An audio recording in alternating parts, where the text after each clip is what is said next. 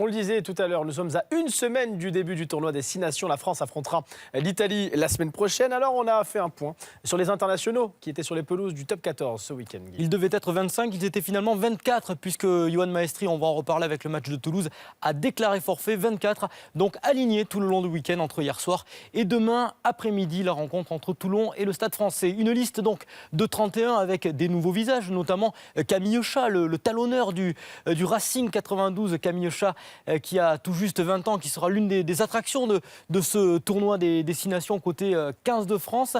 Camille Chat et le Racing qui recevait Oyonnax aujourd'hui sur la pelouse de Colombes, Philippe Groussard, mais le talonneur était finalement au repos. Alors qu'en est-il des 3 autres internationaux du Racing ? 2 titulaires et un remplaçant, c'est le casting des internationaux français du côté du Racing pour ce match face à Oyonnax avec Eddy Benarous titulaire au poste de pilier gauche pour cette rencontre, tout comme Venceslas Loré qui lui était titulaire au poste de 3e ligne. En revanche, Maxime Machenaud, lui, a débuté le match sur le banc des remplaçants, une équipe du Racing qui avait choisi de titulariser au poste d'ouvreur un certain Dan Carter. Et puis c'était le 200e match d'Henri Chavancy sous le maillot du Racing.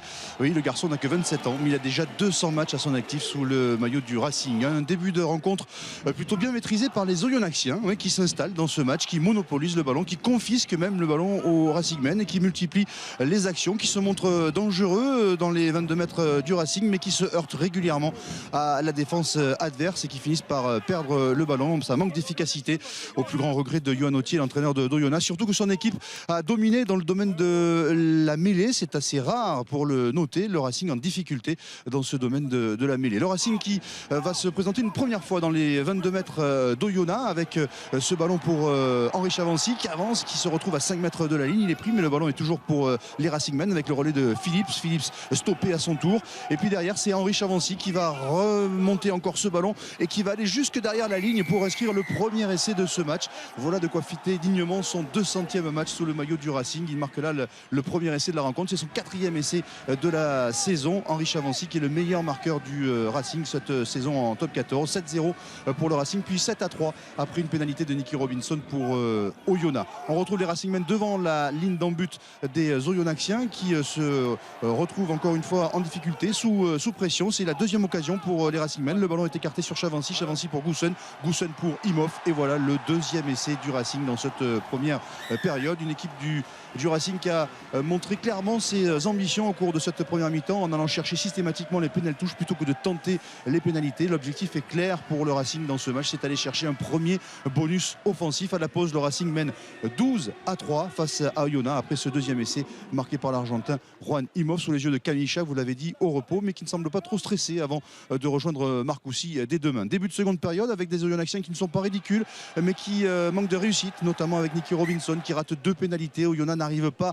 à recoller au score. Du coup, les Racingmen vont en profiter avec une nouvelle offensive depuis leur propre camp. Un ballon qui va aller jusqu'à Dan Carter. Dan Carter qui tape à suivre pour lui-même. Le ballon est finalement récupéré par Goussen. Goussen qui retrouve Dan Carter à l'intérieur. Et attention, double événement. Le premier essai de Dan Carter sous le maillot d'un club français. Il avait déjà joué à Perpignan mais n'avait pas marqué. C'est son premier essai sous le maillot du Racing. Double événement parce que c'est le 3e essai du Racing dans ce match, synonyme de bonus offensif. Le premier de la saison pour les Racingmen après ce 3e essai inscrit par Dan Carter. Le Racing qui s'échappe, qui mène 19-3 face à Oyonnax. Un essai de Dan Carter qui va le mettre en confiance, le néo-zélandais, le All Black, qui va multiplier, tenter des choses et surtout réussir des choses avec une fin de passe ici, puis une Chistera qui va trouver Rocco Socco. L'action n'ira pas au bout, mais peu importe. Dan Carter nous régale avec cette fin de passe qui envoie Yobo dans les tribunes. Et puis derrière, la Chistera qui trouve son ailier. Dan Carter qui se fait plaisir dans cette fin de rencontre. Des Racingmen qui vont